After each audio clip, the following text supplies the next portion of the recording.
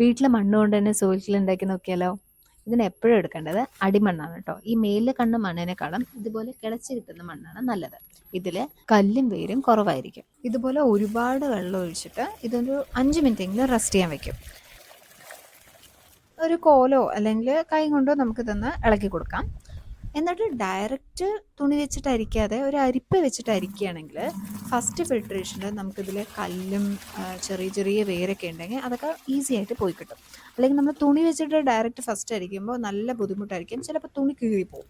അതിനേക്കാളും നല്ലത് ഫസ്റ്റ് തന്നെ അരിപ്പ് വെച്ചിട്ട് അരിച്ചിട്ട് സെക്കൻഡ് ഫിൽട്രേഷനിൽ നമുക്ക് ഇതുപോലെ ഒരു തോർത്തോ തുണിയോ വെച്ചിട്ട് അരിക്കുന്നതാണ്.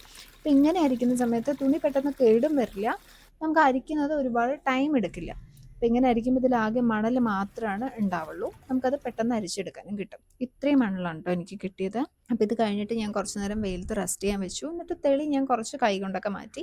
നന്നായി സെറ്റിലായപ്പോൾ അത് ഞാൻ ചരിച്ചിട്ട് ഒഴിച്ചു. താഴെ സെറ്റിലായിട്ടുള്ള ക്ലേ നമ്മളൊരു തുണിയിൽ വിരിച്ചു കൊടുത്തു. എന്നിട്ട് അതൊരു തണലത്ത് വെച്ചിട്ട് ഡ്രൈ ആക്കുന്നതായിരുന്നു നല്ലത്. പക്ഷേ എൻ്റെ കുറച്ച് വെയിലുള്ള ടൈം ആയത് കാരണം ക്ലേ കുറച്ച് കൂടുതൽ ഡ്രൈ ആയിപ്പോയി. പക്ഷേ സാരമില്ല, നമുക്കത് സെറ്റ് ചെയ്തെടുക്കാം കുറച്ച് വെള്ളം മിക്സ് ചെയ്തിട്ട്.